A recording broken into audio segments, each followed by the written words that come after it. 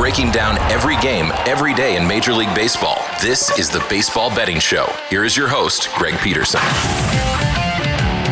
Hey, morning, friendly hello. Welcome to lovely Las Vegas for the Baseball Betting Show with myself, Greg Peterson, now part of the VSiN Family Podcast. We've got an excellent podcast for you. We're going to be joined in segment number 2 by one of our good friends, Curtis Rogers, who does such great work over at 710 Seattle Sports. He is the pre- and post-game voice of the Seattle Mariners. We're going to take a look at the Mariners, shall we say, up and down start to begin the season, how he's taking a look at the AL West, a few teams that he has been impressed/unimpressed by here to start the season, and then in the final segment, I'm going to get you guys picks and analysis on every game on the betting board for this Baseball Monday as we touch them all. If you have a question, comment, segment idea, what have you for this podcast, you have one or two ways we offer those in. First one is my Twitter/X timeline at @GUnit_81. Keep in mind, large ZM, they mean does not matter. So, as per usual, please send these into the timeline. The other way is find an Apple Podcast review. If you rate this podcast 5 stars, it's very much appreciated. From there, you're able to fire in whatever you'd like to hear on this podcast via that 5-star review. Did not get in any Twitter/X questions today, but hopefully you all had a great Easter on Sunday, and hopefully you had a great day on Sunday. Let's take a look back at everything that we saw on Sunday, try to find some trends, and try to get to know these teams a little bit better.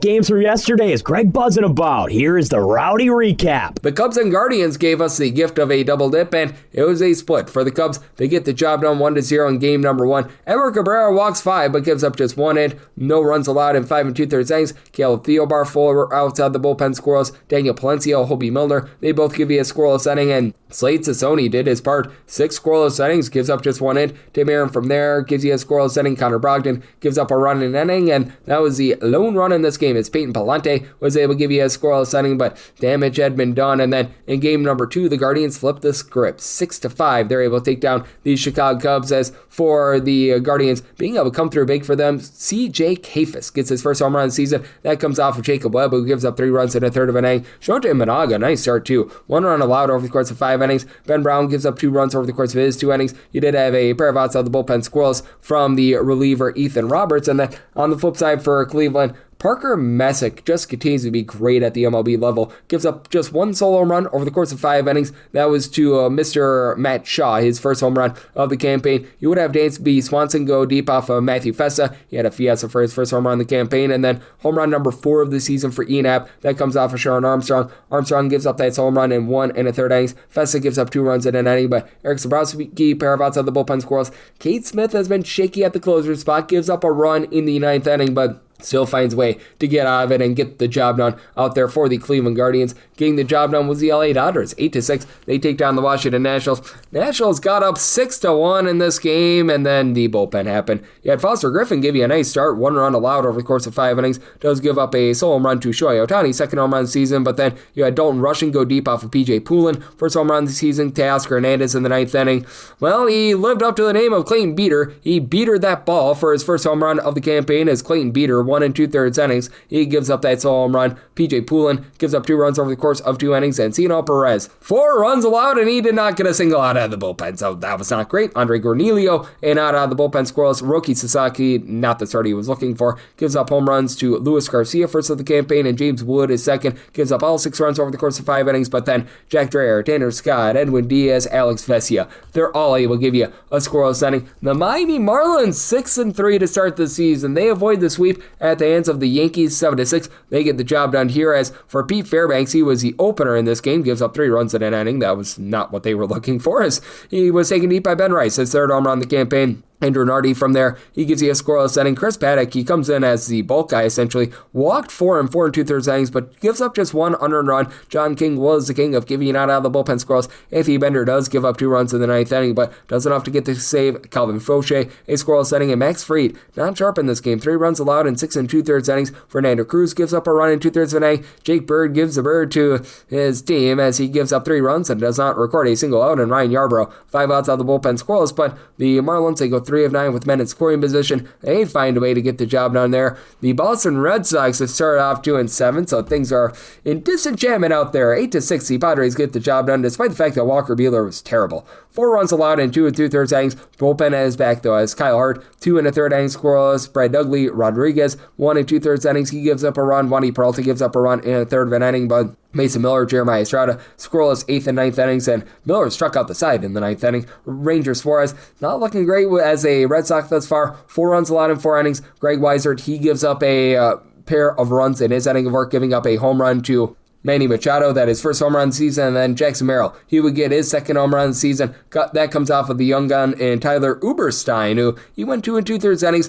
gave up that home run, so not too bad there. Danny Kalum, and out of the bullpen, scoreless, and Zach Kelly, he gives up a run in an inning. So Red Sox right now looking for answers to their slow start to the season. The Pirates off to a nice start at 6-3. 8-2, they take down the Baltimore Orioles. Chris Bassett taking hook, line, and sinker in this game. 6 runs allowed over the course of 2 innings as he gives up a home run to Ryan O'Hearn, 3rd home run to the campaign, and then Oneil Cruz off of Cade Povich, his 4th home run of the campaign. Povich not bad in long relief, 5 2/3 innings, gives up 2 runs, so he saved the bullpen, and then Yunier Cano, don't you know, he got an out of the bullpen scoreless, but not enough in this game. Braxton Ashcraft, not a load of Ashcraft, 1 run allowed over the course of 6 innings. Mason Montgomery gives up a run in an inning. Jose Urquidy, 2 scoreless innings in long relief, so they do find a way to get the job done out there. For the New York Mets, they find a way to get the job done 5-2 over the San Francisco Giants. For the Giants, they had the lead going in the 8th inning, and then the bullpen happened. Logan Webb, 1 run allowed over the course of 7 innings, and then Keaton Wynn and Eric Miller, they came in the 8th inning. They gave up a combined 4 runs between the 2 of them. JT Brubaker, a scoreless inning from there. Mets go 6 of 15 with men in scoring position. For Kodai Senga, he gives up 2 runs over the course of 5 2/3 innings. Bullpen from there holds it down. Oscar Brazobin, 1 1/3 inning scoreless. Luke Weaver, Devin Williams, they're both able to supply a scoreless inning.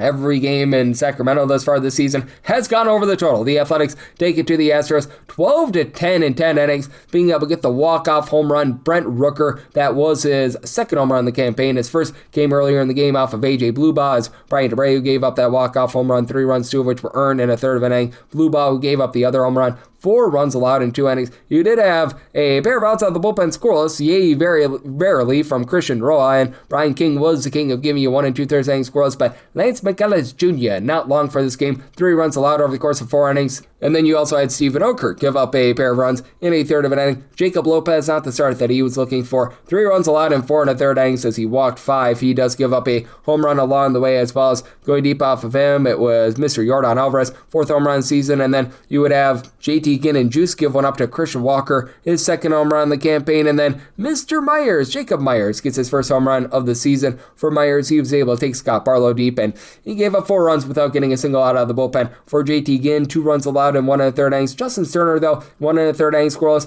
Mark Leiter Jr. does not lighter it up. He gives you a scoreless inning. Hogan Harris was more like Hogan Hero, giving up an unearned run in the extra innings in 1 1/3 innings, and Elvis Alvarado got the final 2 outs of the 10th inning to be able to record the win in this one. Also being able to record our W, the Colorado Rockies, 4-1, they take down the Philadelphia Phillies. The Phillies scored just 6 runs in the final 26 innings of this series after they put up 7 runs in the first inning of it. Taijuan Walker gives up 3 bombs, 4 runs in total over the course of 5 innings. Mickey Moniak goes deep twice, 1st and 2nd home runs of the season. TJ Rumfield is 2nd. Bullpen from there was fine. Tanner Banks, Kyle Bacchus, Tim Meza all supply a scoreless inning, but Phillies couldn't do anything at the plate. 0-6 with men in scoring position. Tomoyuki Sugano gives up a home run in 6 innings of work as Adolis Garcia gets the 2nd home run of the season. Jay Nill, Brendan Bernardino, Victor Vodnik, all able to supply a scoreless inning. Lots of scoreless innings out there in Texas as the Rangers fall to the Cincinnati Reds by a count of 2-1. For the Reds, they win despite going just 3 of 14 with men in scoring position because Chase Burns was on it.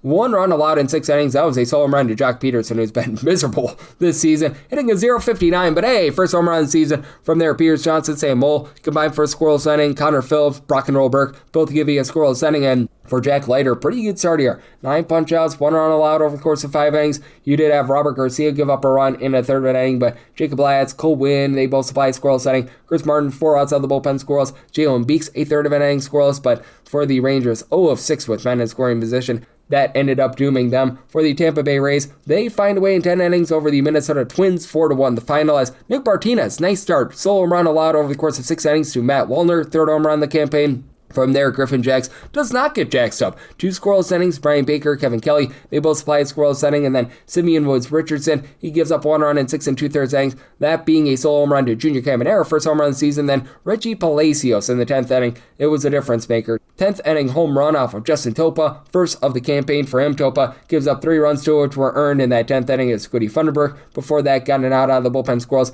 Cole Sands hurled 8th and 9th innings scoreless, and then you had Taylor Rogers come in to be able to get the final 2 outs of that 10th inning, but by then, the damage had certainly been done for the Seattle Mariners.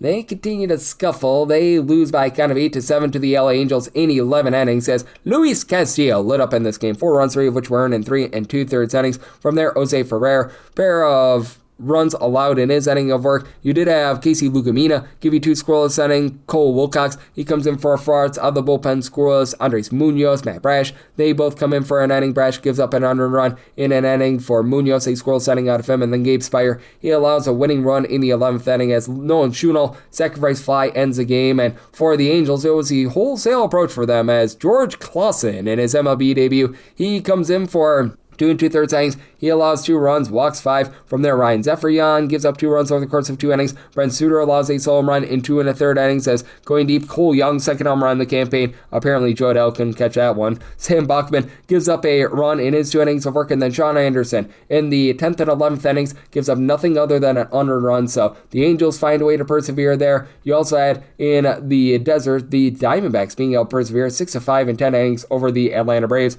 For the Braves, they got a pretty good performance out of the bullpen overall because Martin Perez, not necessarily sharp in this game, gives up 4 runs over the course of 5 innings. From there, Tyler Kinley, Robert Suarez, Raciel Iglesias, all ended scoreless inning. Dylan Lee gives up a run in an inning. Yul Pyam, so he gives up the winning run in the 10th inning as Ketel Marte of the Marte Parte with the winning hit. Brandon Pfaadt, he battled his way through 4 2/3 innings, gave up 3 runs, including a home run to Drake Baldwin, his 4th home run of the campaign, and then we would have Jonathan Loaiza give up a run in an inning. Ryan Thompson gave up a run in an inning as well, but that was an unearned run. Nolan Arenado actually had the air out there in the field. Taylor Clark, 1 1/3 inning scoreless. Kevin Ginkel, a scoreless inning. And then you had a scoreless 10th inning from Mr. Taylor Rashi to be able to get the job done there. And then in Sunday Night Baseball between the Tigers and the Cardinals, they do find a way to be able to persevere, get the job done. This by a count of 5-3 as Kyle Leahy, he gives up 2 runs over the course of 5 innings, including a home run to Gary Carpenter, second home run of the campaign. From there, George Mariano comes in for a 3rd of an inning, allows a run, but Jojo Romero, 5 outs out of the bullpen scoreless. Ryan Stanek, Riley O'Brien, they clean up the 8th and 9th innings, and Kadir Montero wasn't Montero Bull, but wasn't great. 3 runs, 2 of which were earned, given up in 4 1/3 innings. From there, you have 2 runs, 1 of which was earned, given up in 2 2/3 innings by Emmanuel De Jesus. From there, you have 2 scoreless innings from Connor Seabold, but for the Tigers, they left 10 men on base in the first 8 innings of the game. That proved to be very costly for them, and if you're taking a look at trend-wise, what we're getting in Major League Baseball right now, the favorites have been doing a very solid job thus far this season. Saw that come back to earth a bit more on Sunday, though. Favorites 75 and 59 on the money line, hitting at a little bit over 56%. The over rate is right around about 51.9%, 69 overs, 64 unders, and I believe we're up to 4 pushes along the way. Might be 5, but we've had about 52% of games go over the total thus far. So that's what we're seeing in baseball right now, and that's where we're all getting trend-wise. Coming up next, how about if we do chat it up with our good friend Curtis Rogers over at 710 Seattle Sports Radio on the Baseball Betting Show with myself, Greg Peterson, now part of the VSiN Family Podcast.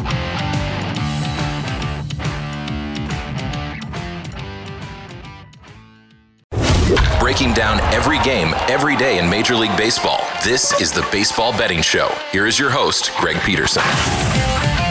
And we're back here in lovely Las Vegas for the Baseball Betting Show with myself, Greg Peterson, now part of the VSiN Family Podcast. Always great to be joined by this man, as we've got Curtis Rogers aboard. He does such excellent work over at 710 Seattle Sports, as he does the pre- and post-game hosting for the Seattle Mariners. He does a great job keeping his finger on the pulse of a little bit of everything out there in Seattle, whether that be the Seattle Kraken. Apparently, they're going to be getting an NBA team soon as well. I know that they are all over that and so much more. You're able to follow on the old Twitter/X at a kid from Kent all together. And Curtis, always a pleasure, my friend. Thank you. Greg, thanks for having me on. Yeah, it's still very busy up here in the Great Northwest, and Mariner season is in full throw for sure. Lots to get to with that as well, and lots to get to with everything going on around Major League Baseball. As you know, we're nearing about the 10-game mark or so for a lot of these teams. So So just a lot of interesting nuggets to pick up on here in the season's first week and a half. Yep, it certainly has been interesting because with the Seattle Mariners, it's been a little bit shaky in terms of the overall hitting, though. When you have 3 home runs robbed by you in the same game by the same player, there's not much you can do about that. But that said, how have you taken a look at the Mariners thus far? Because feels like the offense has just been stuck in a little bit of neutral right now. Yeah, I don't think you can plan on having 3 home runs robbed by the same guy in the same game. That's just one of those freak performances that you just got to tip your cap to and just kind of shake it off and go to the next day. But yeah, you look at this offense right now, and they just have not gotten anything from their 3 biggest bats, Josh Naylor, Julio Rodriguez, and Cal Raleigh. Each of those guys are still without a home run. Only 2 extra base hits combined between the 2 of those guys. Naylor is finally up above 100. He's hitting 125. Julio's at 154. Cal Raleigh at 132. Cal got one of those home runs robbed by Joe Adell there on Saturday night. But yeah, that's just kind of been what the offense has been lacking right now, is because of those guys. Now, a lot of other guys in that lineup have been hitting well. Luke Raley, Cole Young, Randy Arozarena, Brendan Donovan, Dom Canzone. A lot of those guys have been hitting really, really well to start the season. But I feel like the only guy of that group who has any sort of track record of consistent hitting, well, a couple of them, Randy Arozarena and Brendan Donovan. The other guys are either young or just kind of inexperienced. So it's really hard to get a gauge on this Mariners team, 10 games into the season. I was thinking back to last year. On the 10th game of the year last year, they fell to 3-7, and they lost Victor Robles for like 5 months because he, banged into the netting out in right field and at Oracle Park. And so it was like, well, that was a lot worse than what this, 10th game was on Sunday, where they lost an extra innings to the Angels. But yeah, just a really weird first week and a half for this Mariners team. You don't have J.P. Crawford for most of it. And then you get extension of Cole Emerson, the team's top prospect, who plays the same position as J.P. Crawford, who is entering the final year of his deal. So there's that awkwardness. You got Bryce Miller, who's still on the IL. So just very weird happenings up here in Seattle over the season's first couple of weeks. Yep, there certainly have been some weird happenings, and what else has been weird is that arguably the best pitcher has been Emerson Hancock thus far. He has looked very good in his 2 starts for the Seattle Mariners, and just how do you take a look at this pitching staff in general? Because we're going to be seeing Logan Gilbert go on the mound on Monday. Obviously, that's a guy that you expect to be a stopper, a guy that you expect to go out there and give you a good start, but it's very interesting looking at this rotation because George Kirby was a little bit up and down last season. I know that he's been a little bit up and down in his 2 starts here thus far this season. Brian Wu, to expect out of him, and it feels like Luis Castillo has some interesting home and road splits, but with Bryce Miller on the injured list, who had a rough year last year, this has really given Emerson Hancock a chance to shine, and through 2 starts, so far so good. Yeah, and I think these 2 starts are kind of what the Mariners had hoped Emerson Hancock could be all those years ago when they drafted him in 2020. He has really gotten a lot of work out of his sweeper, which is something that he had not really thrown a lot prior to this season. I think he'd been throwing it only like 3% of the time. And in his first 2 starts, he's up near a quarter of the time using that to great results. I mean, he goes to 6 no-hit innings in his first start of the year, then goes 6 2/3, just allows the 1 run against the Angels. I think we all kind of assume that Bryce Miller is going to get that 5th spot once he returns from the IL, just based upon what Bryce Miller was a couple of seasons ago and what Bryce Miller was in the playoffs, where he was the Mariners' most consistent pitcher in the playoffs. He has dealt with his share of injuries, but I think the Mariners would more prefer to have Bryce Miller in the rotation. But, look, I mean, if Hancock continues to pitch this way, you can't take the ball out of his hands every 5th day. That's just not going to be feasible. You don't want to do that, especially when he has shown himself to be your best pitcher outside of maybe Brian Wu right now. Wu, with that dazzling 7 innings, just giving up the 1 hit against the Angels back on Friday night. So, yeah, Emerson Hancock has been maybe the most pleasant surprise for this Mariners team. He's a really good guy, and great to see him have this kind of success. I've had multiple conversations with him. Always I've had a good time talking with him. So great to see this success for him, and hopefully it can continue. Now, if Bryce Miller comes back and Hancock is kind of reduced to maybe that like swing starter role or coming out of the bullpen, then I think that's a good thing for the Mariners. But always good to have rotational depth, and you're getting this out of basically your number 6 starter. You cannot be complaining if you're the Mariners right now, because this is exactly what you want to see out of him. Yep, this certainly is what you want to see out of him, and it's going to be interesting to see how they utilize that rotation moving forward. As Curtis Rogers, who does such great work over at 710 Seattle Sports, joining me right here on the Baseball Betting Show, and I think that there have been a lot of surprises out there in the American League thus far. Not too much of a shock that the Astros are back towards the AL West, but I know that a lot of people were down on them. And hey, the Angels are 5-5 right now. They probably want to take a picture of the standings right now. I don't know how long they're going to be in second place for, but how have you taken a look at the American League early on during the season? Because the lone team with fewer than 4 losses right now is the Yankees, which I don't think that that's too much of a surprise, but we've seen the Red Sox struggle. We've seen the Tigers have a few ups and downs.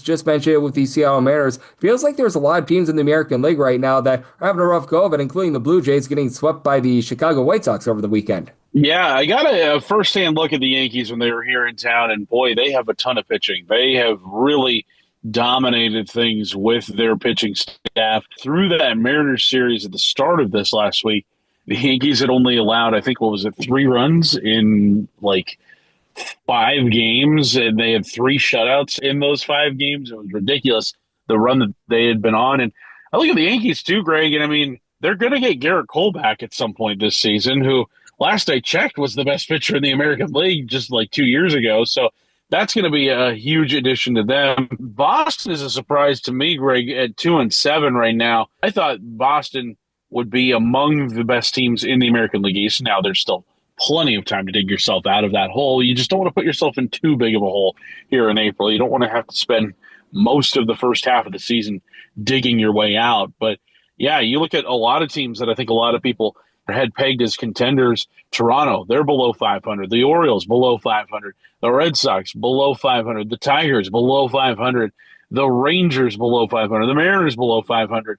It is very hard to get a read on these teams right now, especially considering the starts that they have gotten off to. I feel like the Red Sox, though, to me, Greg, are the one that is the most surprising, especially after making the wild card round a year ago. I thought that they were going to build on that and bringing over Ranger Suarez in the offseason, adding him to the rotation that already has Garrett Crochet. Really, really solid, talented group that they've got going. Yeah, 2-7 to start the season. That's pretty ugly. But, you can't make a whole lot out of what you're seeing right now. But, you don't want to make it to where all of a sudden that uphill climb in April, if you don't get off to the right start, just gets steeper and steeper for you. Yep, certainly. And I mean, it's just so interesting to take a look at the American League right now because 3 teams are above 500 right now. And I think that leads into this.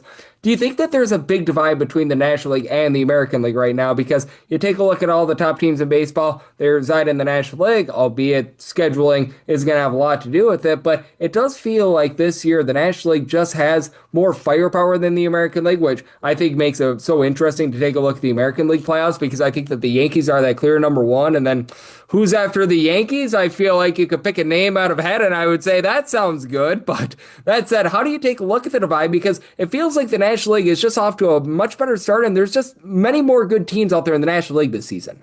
Yeah, you mentioned how there's only 3 teams in the American League with a winning record. There are 4 teams in the NL East with a winning record and 4 teams in the NL Central with a winning record. And one of those are the Cubs! Right, exactly. So those 2 divisions by themselves have more winning teams than the American League as a whole does right now. Yeah, I mean, I look at the National League.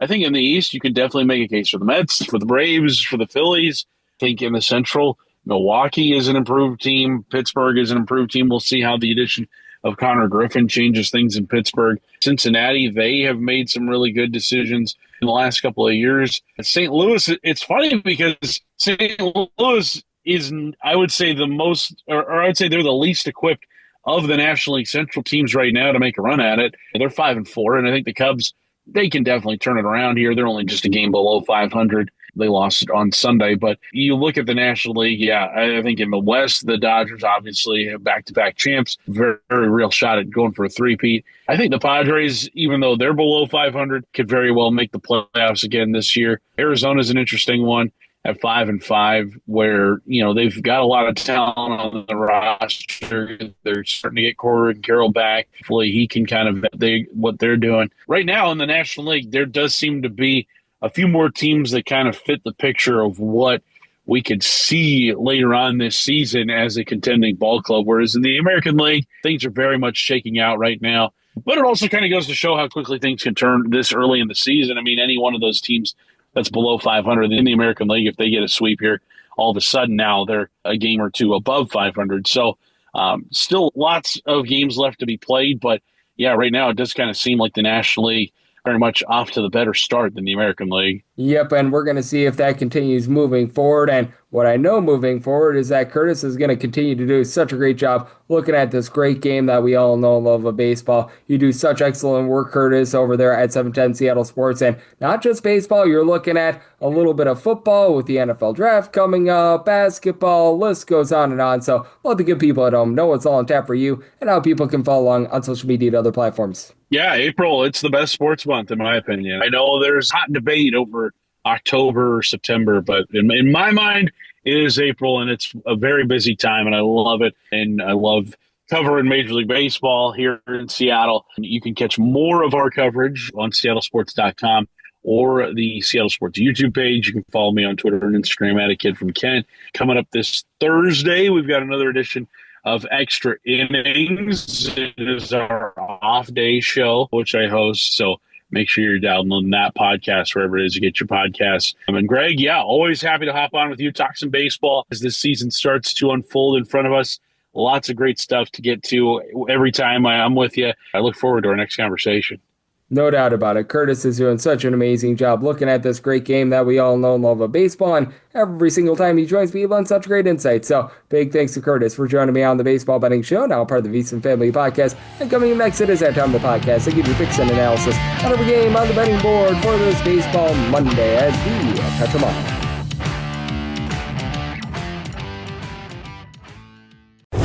Breaking down every game, every day in Major League Baseball. This is the Baseball Betting Show. Here is your host, Greg Peterson.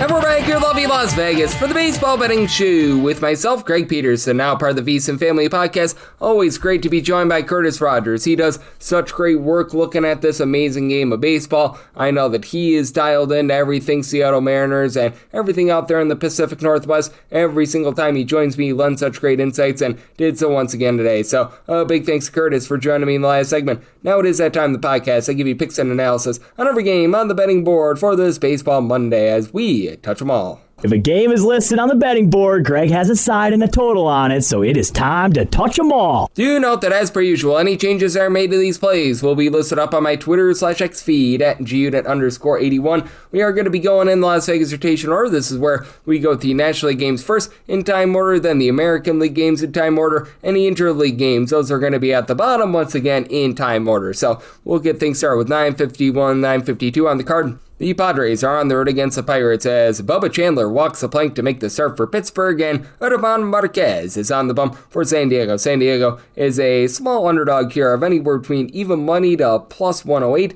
between minus 118 to minus 125. That number on Pittsburgh, 8.5 is the total. Under is between minus 110 to a minus 115. Over is between minus 105 to a minus 110, and I'm willing to lay it with the Pirates. I did set them at a minus 135. Bubba Chandler does look like he's going to be the real deal. It's a small sample size from. He has made fewer than 10 career appearances, but this guy is absolutely filthy. A 289 fielding dependent with 0.5 home runs, 2.5 walks allowed per 9 innings in his 8 career appearances. Recognized that ERA is 3.53. He's been a little bit unlucky there, and he's a whole heck of a lot better than German Marquez. Marquez, 6.70 ERA with 5.9 strikeouts and 3.4 walks per 9 innings with the Rockies last season. And in case you thought, he was just getting unlucky with Colorado last season, his road numbers weren't a whole lot better than his home numbers. And then he goes out there and he gets absolutely shelled in his first start with the San Diego Padres. He gave up 4 runs over the course of 3 innings there. And for the Padres, this is a bullpen that was number 1 in all baseball in terms of ERA last season, but they're currently dealing with an injury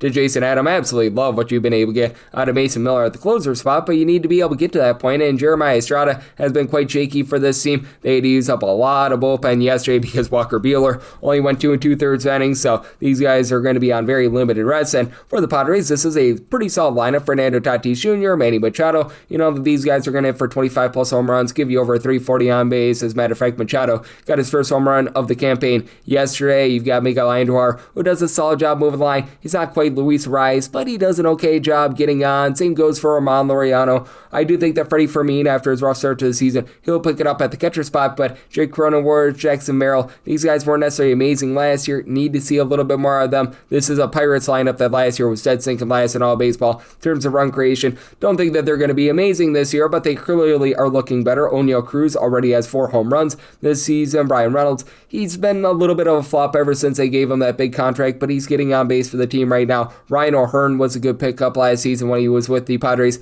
and the Baltimore Orioles. He was providing over a 350 on base with functional power. Marcell Ozuna, a little bit of a rough start to the season. I think that he's going to be able to pick it up. And for the Pirates, the bullpen is presentable. It's not great by any stretch of the imagination when you've got Gregory Soto as your closer, and it's not necessarily where you want to be, but Dennis Santana was really good for the team last season. Yohan Ramirez was shaky, but he's off to a relatively nice start to the season. I like Isaac Madsen, Justin Lawrence, so I do think that the Pirates get to Omar Marquez, get the job done here. Did somebody told it at 8.1. This is a little bit more of a pitcher-friendly ballpark, so I do like the under and the money line of the Pirates up to a minus 134. 953, 954, the Cincinnati Reds. Yes, we're on to Cincinnati. They're on to the road against the Miami Marlins. Jackson Junk hopes to now live up to his name for Miami, and Brandon Williamson goes for Cincinnati. Cincinnati is a underdog here of anywhere between plus 105 to a plus 110, finding anywhere between minus 115 to minus 126 on Miami. 8 is the total, the over and the under anywhere between minus 105 to a minus 115, and I'd be willing to go up to a minus 118 here on the Marlins. I set them on the money line at a minus 119. For Brandon Williamson, he pretty much missed the entirety of the 2025 season due to injury, and in that first start against the Pittsburgh Pirates looked very shaky there. He was giving up some deep balls, and he's never really been too much of a swing and miss guy. First career, only about 7.5 strikeouts per 9 innings in that first start, by the way. 6 runs allowed in 4 2/3 innings. That's very much not savory, to say the least. And then on the flip side for Junk, he's not a guy that's going to go out there and get you a lot of swings and misses, but he does a nice job in terms of not beating himself. Last year, 4.17 ERA with a 3.14 fielding dependent, 0.7 home runs, 1.1 walks allowed per 9 innings. His swing and miss stuff looked up in his first start of the season here in 2026, and this Marlins bullpen recognized that they had some little bit of fumbles in that series against the Yankees, but that's going to happen. But I like Lake Picard, the fact that he's able to give you multiple innings, puts up a sub 350 ERA. Anthony Bender looked a little bit shaky yesterday, but he, John King, Andrew Nardi all had a sub 355 ERA, with King coming on over from the St. Louis Cardinals. And I mean, it's a Miami Marlins lineup that is not going to have a ton of power, but Augustin Ramirez had 20 plus home runs last season. When you get Kyle Stowers back, that's going to be rock solid. Xavier Edwards is looking great right now. He does a great job in terms of moving the line. Liam Mix is already giving you 3 plus home runs. Otto Lopez was one of the more unlucky hitters in all of baseball. Austin Slater is a young guy with some upside, so I like what these guys are able to bring to the table. And then on the other side of things, you've got a Reds team that has Sal Stewart doing a nice job in for this team, but man, outside of cousin Sal Stewart, it's been a little bit up down all around for them, as you got Eugenio Suarez, who had 49 home runs last season, and he's already been able to provide 7 RBI, so he's given the team a little bit of wallop, but you don't have a lot of guys that just consistently get on base. Spencer Steer is hot and cold. Dave Myers has been solid here to start the season, but Tyler Stevenson, Navoli Marte, you need a little bit more of them. Cabrian Hayes looks solid in the back half of 2025. He's been really slumping here, and it's really hard to trust in the Reds when you've got Emilio Pagan as your closer. That guy's not great, to say the least. I did like the pickup of Brock and Roll Burke. He got the save yesterday, and Sam Maul, they had to use him yesterday only for about 6 or so pitches. They didn't use up a ton of the bullpen yesterday, so they should be good to go. Someone like a Graham Ashcraft as a long guy, but that said, I do think that the Marlins do a nice job getting to Williamson to get the job done. Want to lay up to a minus 118 on that money line, and even though it's a little bit of pitcher-friendly ballpark, I do think that you're going to get some scoring here. Semi-total at 8.4. I like the over. 955, 956 on the card. The Cardinals are on the road against the Washington Nationals. Zach Littell is on the bump for Washington, and Andre 3000 Palante is on the bump for St. Louis. St. Louis is anywhere between minus 105 to a minus 115. With the Nationals, they're anywhere between minus 105 to a minus 115, and totals between 8 to 8.5. On the 8.5, under is minus 120. The over is even. On the 8, the over is minus 120, and the under is even. And when it comes to the Cardinals, I did set them at a minus 134. I just don't have a lot of faith in Littell. Like, his ERA last year wasn't bad. He was posting up 3.81 ERA between two teams, but 4.88 fielding dependent, 1.7 home runs allowed per 9 innings. Neither of these guys gets lots of swings and misses. Palante last year, 6.1 strikeouts per 9 innings. Littell, 6.3 strikeouts per 9 innings. Palante had a 5.31 ERA last year. Less than savory. The fielding independent was a little bit lower, though, so that does lead to a little bit of upside there. And when it comes to the St. Louis Cardinals bullpen, last year they were in the, shall we say, better half of the big leagues in terms of their ERA. It's been struggling this year, and they did have to use up quite a few guys in that game against the Detroit Tigers yesterday, so that's a little bit less than tremendous, but I do think that the likes of Matt Savanson, Jojo Romero, these guys that were posting up a sub 350 ERA last season are going to be able to come into form now. They do lose John King in the offseason, that does hurt them, but I mean, it's a Cardinals team that's been able to do a pretty solid job of hitting to start the season. Victor Scott is not a power threat, but he's hitting darn near a 300 right now. Jordan Walker is starting to give you a little bit of power. I liked what Alec Burleson brought to the table last season, like a 290 average, 18 home runs, so I mean, he's solid there. Pedro Paz has been a little bit shaky, but Ivan Herrera was really good at moving the line last season as well. And then on the flip side for the Washington Nationals, this is a squad that has been able to put up some runs. They actually played a bunch of overs in that series against the Dodgers, but man, 5.59 bullpen ERA last year, that's sinking last in all of baseball. And PJ Poulin, who might be their best reliever, was used for 34 pitches yesterday when you have to go to Clayton Beater, Cenel Perez. These guys are just absolutely awful in that bullpen. They really didn't make any meaningful, shall we say, additions in the offseason. Brad Lord, I actually feel like should be a starter and not a bullpen piece at this point, though. You do have James Wood, who's been struggling a little bit, but now he's up to a pair of homers this season. He had 30 plus last season. Joey Weimer is hitting well above 400. He's looking solid, and CJ Abrams has always had quite a bit of upside. He's got 3 home runs. He's right now giving you over a 340 on base. Last year that was about a 315 on base, but I mean, he's been able to do a really solid job in terms of giving you some good production there. But Keibert Ruiz, you need a little bit more there. Have some guys like Jose Tena that just have not been able to find it at the big league level. Tena, in a small sample size as far this season, has looked a little bit better, but I do think that for the Cardinals, they're a deeper team with regards to the bullpen. I do think that they find a way to be able to get the job done here. Set them at a minus 134, so I'm going to be willing to take a shot here on the money line, and I do like this total over, so I may total at 80.4. Would rather have an 8 over rather than an 8.5 under. 957, 958. It is the Phillies on the road against the San Francisco Giants. Adrian, don't call him Doogie Howser, is on the bump for the Giants, and you've got Mr. Andrew Painter going for the Phillies. Phillies are between minus 112 to a minus 120. They're between even money to minus 105. That number on San Francisco. 8 is the total. Over and under are both at minus 110. Seeing a straight 8.5 out there. Under is minus 125, and the over is plus 105. And I did set a total of a 7.7. So at the 8 or higher, I'm going to be in on the under. You've got a guy in Adrian Hauser who's coming off of a really nice year last year. Recognize that he's only getting about 6.5 strikeouts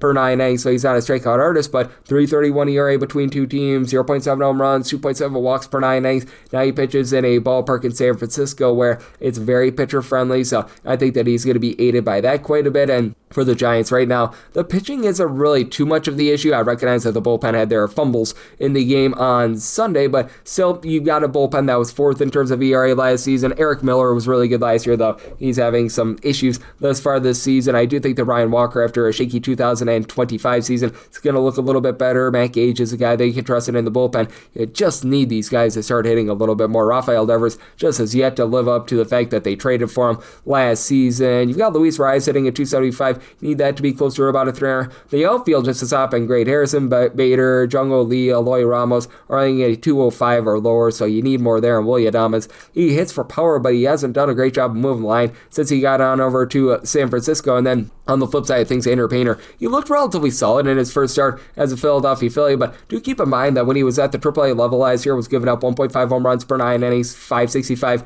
ERA. That first start, he goes 5 1/3 innings, allows 1 run, but if I'm not mistaken, that was against the Washington Nationals, so he wasn't facing the world's greatest lineup there. And for the Philadelphia Phillies, they have to come down from elevation, and that's always very difficult for a lot of teams, and they weren't even hitting at elevation in their last 26 innings in that series against the Colorado Rockies, just 6 runs in total. Now Trey Turner is hitting darn near 300 to begin the season. He's looking solid. Kyle Schwarber, not hitting for any average, but he's got 3 home runs thus far, so that's good. Bryce Harper seems to be figuring it out a little bit. Had a pair of home runs last week, but he's hitting a $139. He's had some slow starts, and this looks to be another one. Alec Boehm, he's hitting below the Mendoza line of a 200. Justin Crawford has been looking solid, but he's not necessarily too much of a power hitter. And for the Philadelphia Phillies, have to love what you're able to get out of Yohan Duran in the closer spot, but the rest of the bullpen is looking shaky. Brad Keller had a career year with the Cubs last season. He's been not so great. Jose Alvarado, I remember before the drug suspension last year, he was looking really good. Since then, he just has not been the same guy. Tanner Bakes is a little bit shaky as well. So with the Giants, do think that they get to Painter. I do think that they get the job done in a little bit of a lower scoring game. Coming down from elevation, I think it's going to affect the Phillies here quite a bit. Semi-total 7.7, so like the 8+ under, and I do like the Giants on the money line, made them the minus 125 favorite.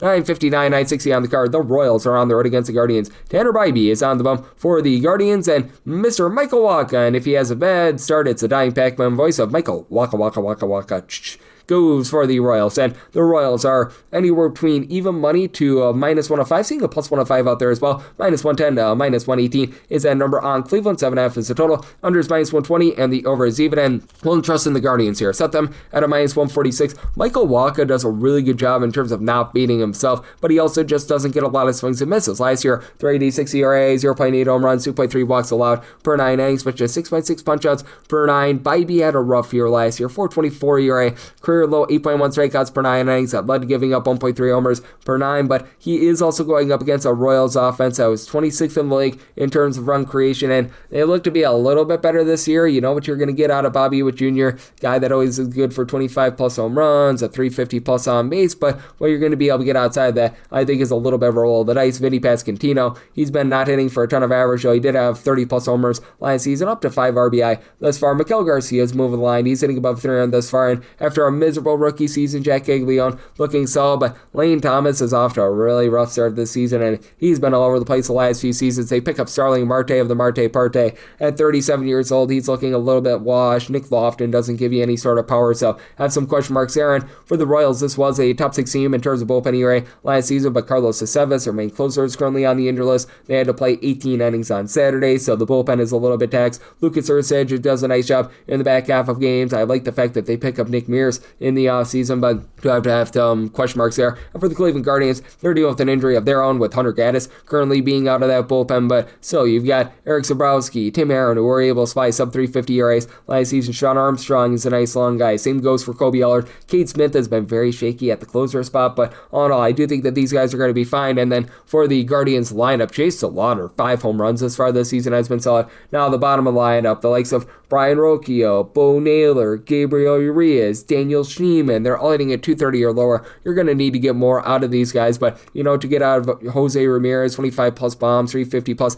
on base. Reese Hoskins is able to spy a little bit of boom as well. I do think that Tanner Bybee, after a very shaky 2025 season, he's going to have a much better year this year, so I did set the Guardians at a -146, like them on the money line, made my total a 7.9, so on that 7.5, I'm also in on the over. 961, 962 on the card. It is the Baltimore Orioles. They're going to be on the road against the Chicago White Sox. Eric Fetty Wap is going to be on the bump for the White Sox, and for the Orioles right now, it is all to be determined, so this game is presently off the board, and it is looking like you're probably going to be getting an opener in this game as well. Looks like Grant Taylor is going to be opening for Fetty, so that's going to make things a little bit interesting here. I am seeing a few openers that are up, despite the fact that you've got a little bit of a TBD situation with right now the Orioles being between -142 to a -149, +120 to +125. The number on the White Sox, 8.5 the total. Overs between -115 to -120. Unders between even a -105. And right now that Orioles run line is as high as a +115, as low as about a +105. And if I can get like a -125, -130 on the White Sox catching a run half, I'd be looking there. I do need at least a +137 to take a shot on them on the money line, but that run line just seems like it's a little bit out of sorts when it comes to the opener system. It actually has not been working too badly for this White Sox team. Perhaps they've been able to figure out a little bit of something, and Grant Taylor has been pretty solid there, and the rest of the bullpen has not been good, to say the least, for the White Sox. When you've got Jordan Leisure posting up north of 4 ERAs or Anthony Dominguez as your closer, that's not a place where you want to be. These guys have just not been amazing, to say the least, but for the White Sox, they are coming off of a nice sweep of the Blue Jays. They were able to shut them out yesterday, and this is a White Sox lineup that does look like it has some upside, because you've got Austin Hayes right now hitting below 200. You know that's not going to be continuing all season long.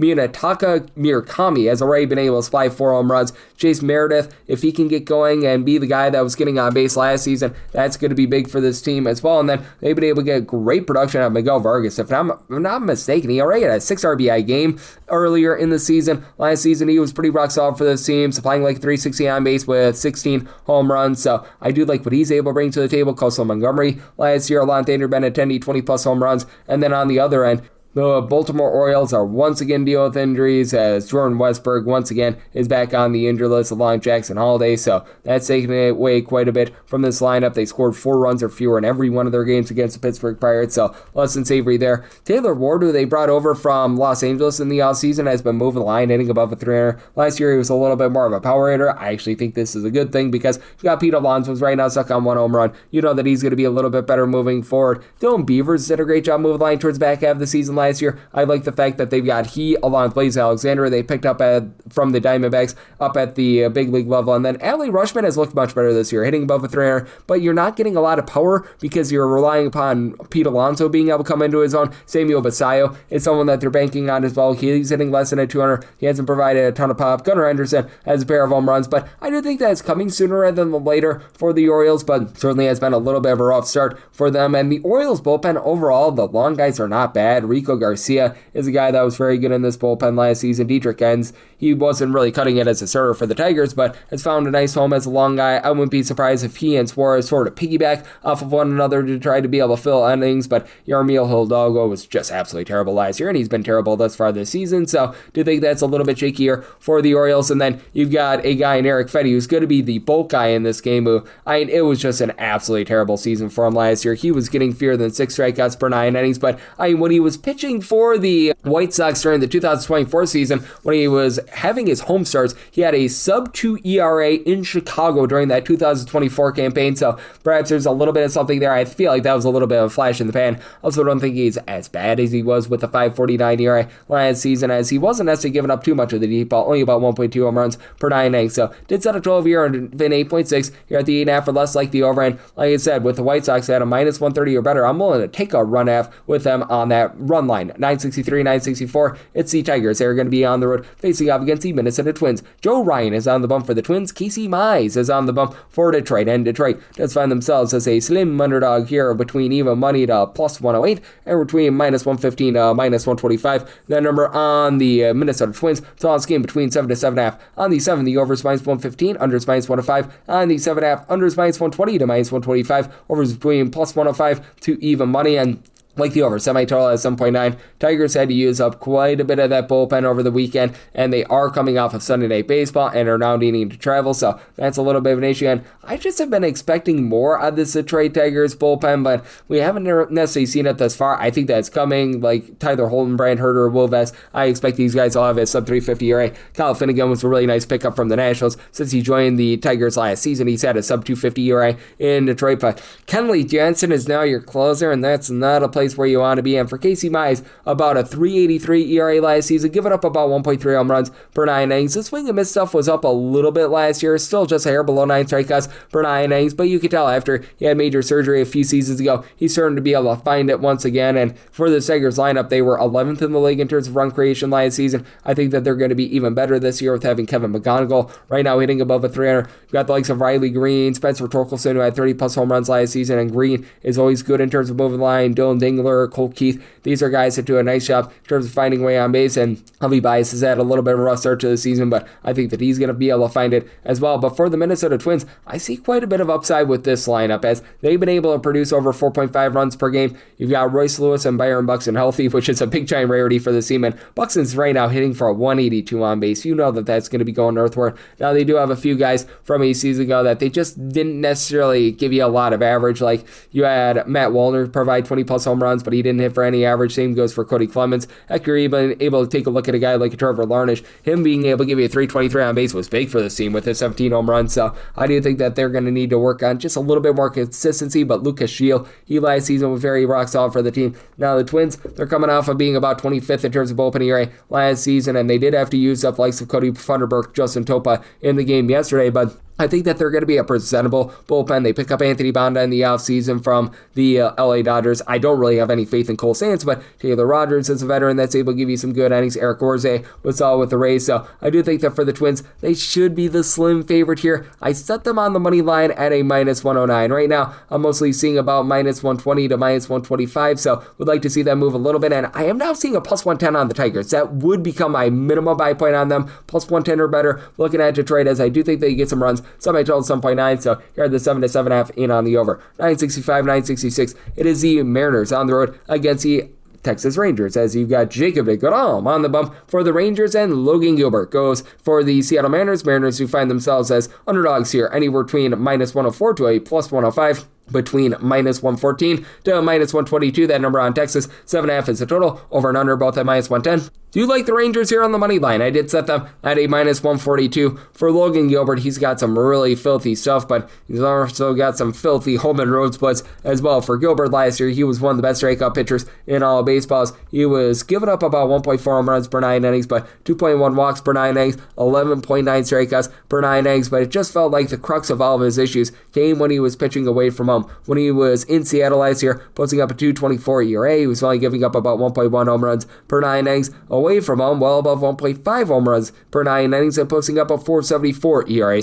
Some pretty dramatic splits there. Meanwhile, for Jacob DeGrom, he was giving up about 1.2 to 1.3 home runs per 9 innings last season, but still has that good swing and miss stuff with about 9.5 strikeouts per 9 innings. First start of the year was a little bit shaky. Did give up 3 runs in 4 2/3 innings, but do think that he's going to round into form. Last year, fewer than 2 walks per 9 innings, and both of these teams do have pretty rock-solid bullpens, as in the 8th and 9th inning for the Seattle Mariners, you're able to always bank on Andres Munoz and Matt Brash. Meanwhile, Edward Bazardo was able to post up a sub-3 ERA last season. I do think that you're going to be able to get quite a bit out of Gabe Spire as well. He had a sub-3 ERA last season, and for the Rangers, this team was 5th in terms of bullpen ERA last season. Lost a guy or two like a Jacob Webb in the offseason, but Cole Winn, sub-2 ERA last season. Robert Garcia, Chris Martin, these guys were pretty solid in the bullpen, and they pick up Jalen Beeks and Jacob Junis in the offseason. Neither of these guys have amazing ERAs, but they're able to fill some innings. They're able to get you by, and I think the big key for them is just finding a little bit more on offense. So Josh Young, Josh Smith, both of these guys are off to a shaky start to the season. Corey Seager is starting to look like the Corey Seager of old. He's already got 3 home runs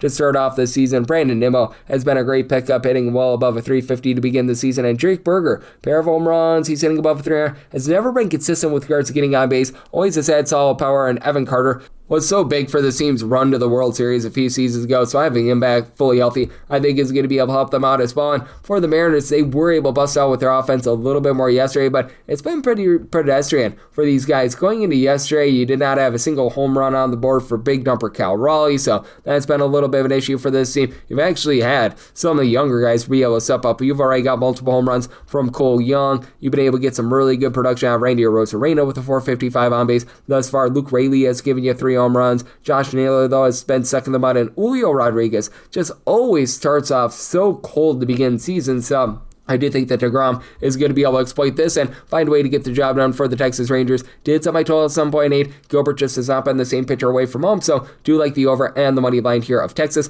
967, 968. It is the Cubs on the road against the Tampa Bay Rays. Shane McClanahan is on the bump for the Rays, and Jameson Taillon is on the bump for the Cubs. Cubs are anywhere between minus 106 to minus 118, between minus 102 to minus 110, seeing an even money price out there as well on Tampa Bay. 7.5 to 8 is the total on the 8. Unders between minus 110 to a minus 115. Overs between minus 105 to a minus 110 on the 7.5. Overs minus 115 to minus 125. Unders between minus 105 to plus 105. And I did set the Rays here at a minus 143. I do like them on the money line. Jameson Taillon was much better towards back half of the season last year, but he is very much a pitch and contact guy for Jameson Taillon. Last year, he was supplying overall for the campaign about a 368 ERA, sub 175 in his 7 appearances after the All-Star break, but still did give up 1.7 home runs per 9 innings, had a 465 fielding to pen with just 6.8 strikeouts per 9 innings, and is Shane McClanahan going to be the same guy that we saw more in like the 2023-24 campaign before he went down with injury?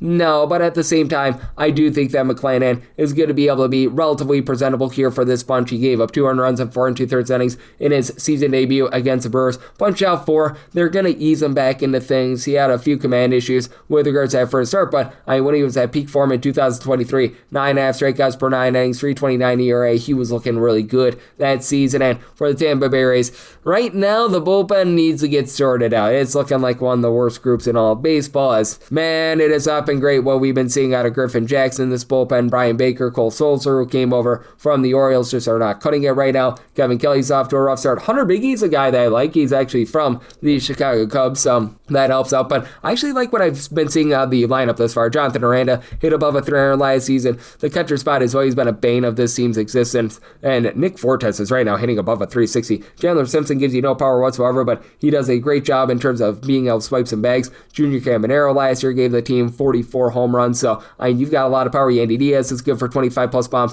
over 350 on base. And for the Chicago Cubs, they had that great start to the season last year with their offense. It really just hit the skids in the back half of the season. Still dealing with an injury to Seiya Suzuki, and Carson Kelly's had a tough time getting on base to begin the season. Nico Horner has been solid. He's hitting above 275 right now. Ian Happ has been anything but hapless. 4 home runs, not aiming for any average, but does have 4 home runs for the team. Dansby Swanson needs to pick it up, though. Right now, he's been hitting well below a 200. You've been having Pico Armstrong, not in for a lot of power. He's finding a way on base, but Moises Ballesteros is not, and this is a Cubs bullpen that's just not what they were a season ago. They lose the likes of Brad Keller, Drew Pomeranz, so Daniel Palencia is really the main holdover along Caleb Thielbar from the season ago. And for Thielbar, you have to wonder if he's going to be able to duplicate what he did last season, because he's now 39 years old, 2.64 ERA last season. 2 years ago, that was a 5.32. So I have my question marks there. Hobie Milner just looks to have aged a little bit. Phil Matone has been absolutely terrible. So I do think that the Rays do a nice job of getting to tie on and find a way to be able to get the job done here. Did semi total 7.7. Keep in mind, Tampa Bay much more pitcher friendly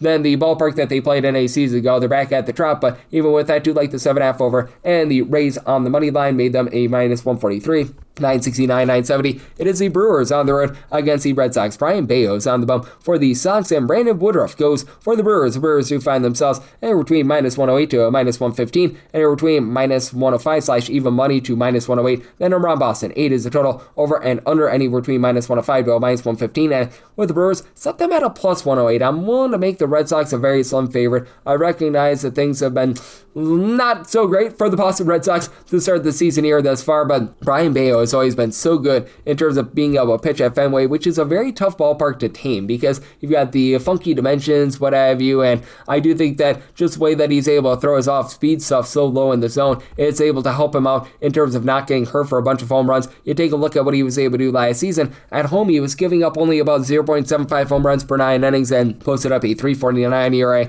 at Fenway. That's pretty impressive. And for Brandon Woodruff, he has just dealt with so many injuries over the last few seasons. First start of the year wasn't too bad, 2 runs allowed over the course of 5 innings, but I have to feel like they're going to try to ease his way into the season. Last year was getting about 11.6 strikeouts per 9 innings, but was a little bit susceptible to giving up the deep ball, 1.3 home runs per 9 innings. But with this Brewers team, they do have a really good bullpen. It does need to be pointed out they had to play that double dip on Saturday, so they might be a little bit more taxed than normal, but Anel Zarpa was a nice pickup from the Royals, a sub-350 ERA guy that's able to give you multiple innings. And then from last year, Emner Uribe, Trevor McGill, Aaron Ashby, Jared Koenig, all these guys were able to supply a sub-350 ERA. Grant Anderson is able to give you some length, but it is a Brewers lineup that is just down right now. Andrew Vaughn, Jackson Chourio are currently on the injured list. Sal Frelick, Brandon Lockridge are right now dealing with the injuries. They're not on the injured list, but they're a little bit more day-to-day. After dealing with much injury the last 2 seasons, Garrett Mitchell's all good to go. That's big because he's able to give you some swipe bags. Not a ton of power, but functional power. Bryce Terang is a guy that's able to swipe a lot of bags. Last season, he was able to do such a good job with his 24 stolen bases. Additionally, I know that he was doing a nice job giving you about a 360 on base as well. William Contreras does a good job in terms of moving the line. And Christian Yelich, 25 plus home runs, over a 340 on base last season, so that helps. But I do think that Boston is going to be able to get back online a little bit more with this offense.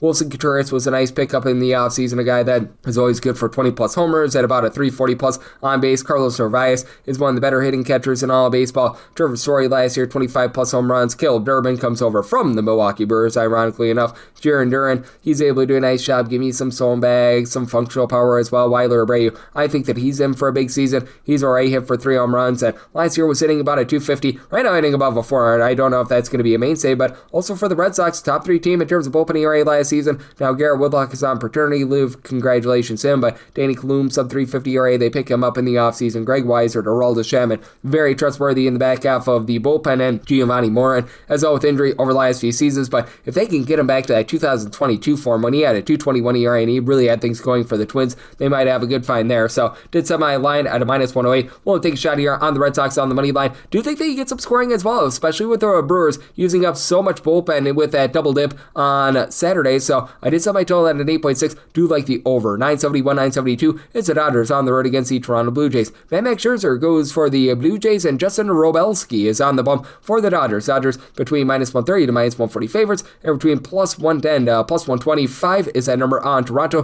8.5 is the total. Over is minus 120. The under is even, and for the Dodgers, set them at a minus 133. So right now seeing a lot of like minus 130, minus 132. Wouldn't want to go past that, but I'm going to be willing to lay the Dodgers on the money line for Robelski. He's a young guy that they've been primarily having as a little bit of a long guy coming out of the bullpen. He's made an appearance or two already thus far this season. Last year was posting up an ERA of a 4.32, but did have a 2.93 fielding independent. He's able to get strikeouts, 7.3 strikeouts, 2.3 walks per 9 innings last season. Did get a little bit unlucky on balls in play, so do think that irons out. And you do have a Blue Jays team that is going to be very, very unhappy with the fact that they got swept by the Chicago White Sox over the weekend. Does look to be a lineup that is a little bit just shaky in general right now. As for the Blue Jays, Vlad Guerrero Jr. just one home run to begin the season after he had that massive postseason last year. But keep in mind, during the regular season, only had 23 home runs last season. George Springer, Nate Lukes are both hitting below the Mendoza line of 200. Dalton Varsho was able to hit a home run every about 12 or so bats last season. Hasn't been duplicating that power thus far this season. And don't call his name Alexander Kirk got injured over the weekend as well, so that's been a little bit of an issue. But Edison Barger was so good in the postseason. He's been rough as well. Kazuma Okamoto, who they acquired in the offseason from Japan, has actually been one of their best hitters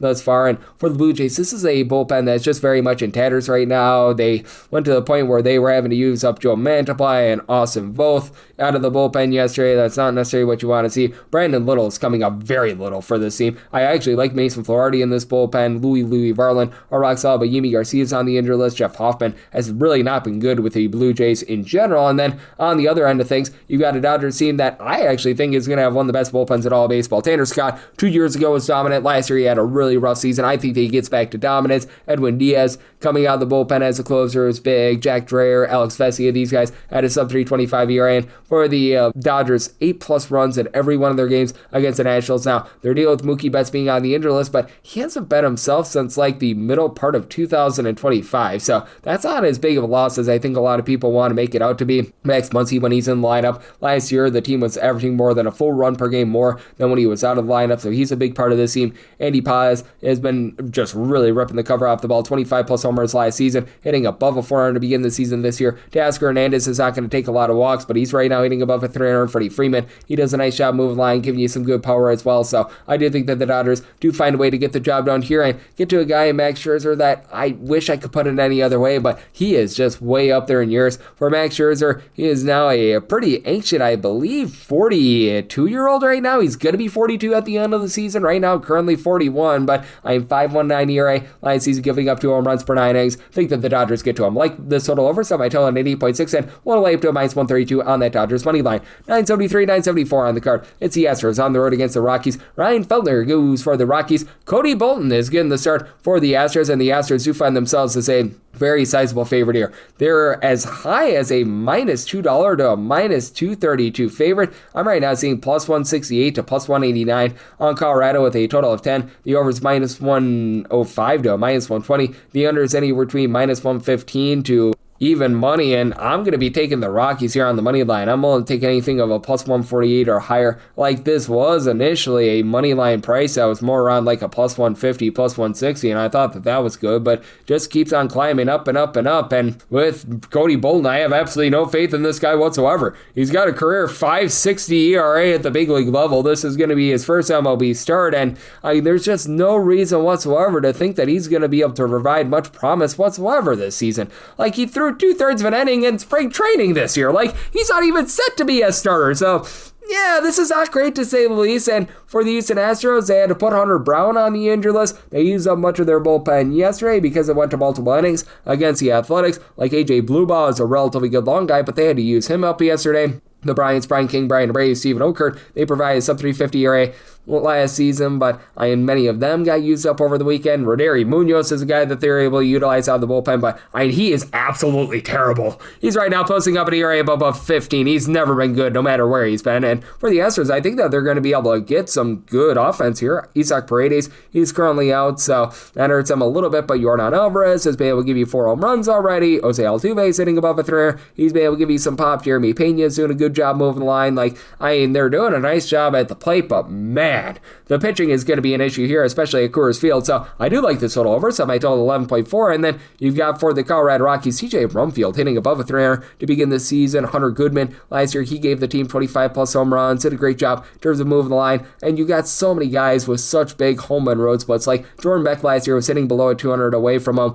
nearly at 300 when he was at home. Mickey Moniak is another one of those guys. He dealt with a little bit of injury to begin the season, but last season he was providing a 255 on base away from him, 348 on base at home. So these guys, they all benefit from being at home. And the Rockies bullpen, it's not as bad as a lot of people want to make it out to be. They pick up Brandon Bernardino in the offseason, who I actually liked him with the Red Sox and the Seattle Mariners in recent years. Jay Nill, Jimmy Harrigan, Victor Vodnik. These guys had a sub-450 ERA last season, so actual upside there. And for the Astros, just dealing with all the injuries that they are with regards to their pitching staff, I think that hurts them quite a bit here. So we'll take the Rockies at a plus 150 or higher. Also do think that Ryan Felder's in for a little bit of upside. He dealt with injuries last season, but that said, in the 36 starts that he had between the 2024-25 seasons, he wasn't too bad for this team. I'm not going to call him amazing or anything like that, but he was posting up a 453 ERA, 419 fielding independent, 1.1 home runs, and 3 walks allowed per 9 innings. So do think that he's going to be able to do a solid job here. So I do like the Rockies on the money line and the total over. Wrap things up with 975, 976. The Braves are going to be on the road against the Angels. Jose Soriano is on the mound for the Halos, and Chris Sale looks to not sell for the Braves, and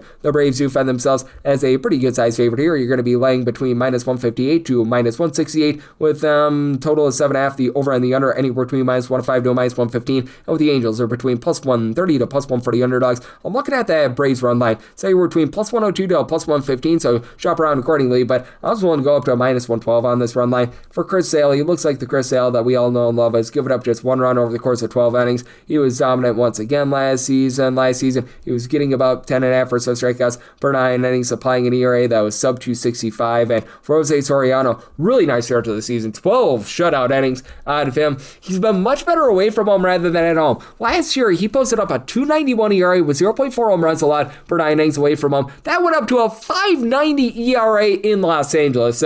I do have caution with his good start to the season, and shock, surprise, surprise, it's an Angels bullpen that is not really that great. It's Brian Zefrion, north of a 450 ERA last season. I actually like the pickup of Drew Pomeranz, but he hasn't worked out thus far. Kirby Yates is currently on the injured list. Brent Suter looks to be a little bit washed at this point. Jordan Romano was absolutely terrible last season with an ERA above an 8 with the Blue Jays. And for the Angels, they get to be a little bit all or nothing. Oswald Peraza has actually been able to give you a little bit of something at the bottom of the lineup. Josh Lowe is a pickup that I actually like, but he has not produced anything for this team. And then Logan Hoppy at 259 on base last season, though. You've got Joey Adell, who had 30 plus home runs last season and robbed 3 home runs over the weekend, so he's certainly earning his money right now. Jorge Soler, he had a brutal year last year. He's not doing a lot this year thus far. And then on the other side of things, you've got an Atlanta Braves team that put up a 17th spot in one of their games in that series against the Arizona Diamondbacks. I don't know if they're fully back to being the 2023 lineup that was averaging 5.75 runs per game, but Drake Baldwin is off to a really nice start to begin the season. 4 home runs. He's hitting at 300. Matt Olson, he had 53 home runs in that historic 2023 season. He's got a pair thus far this season. He's doing a good job moving line.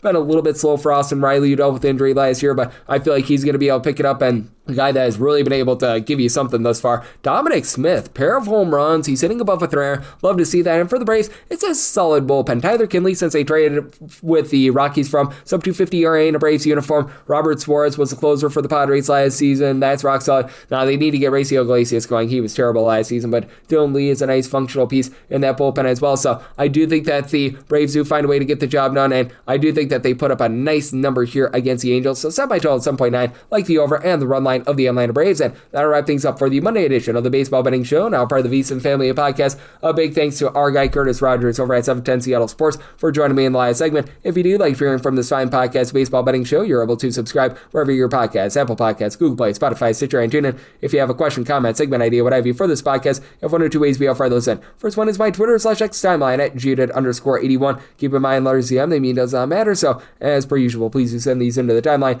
Other ways, find an Apple Podcast review. If you rate this podcast 5 stars, it's very much appreciated. From there, you're able to fire in whatever you'd like to hear on this podcast side, that 5-star review. And I'm coming at you guys every single day with picks and analysis on every single game, every single day. So I'll be back with you once again tomorrow. Thank you.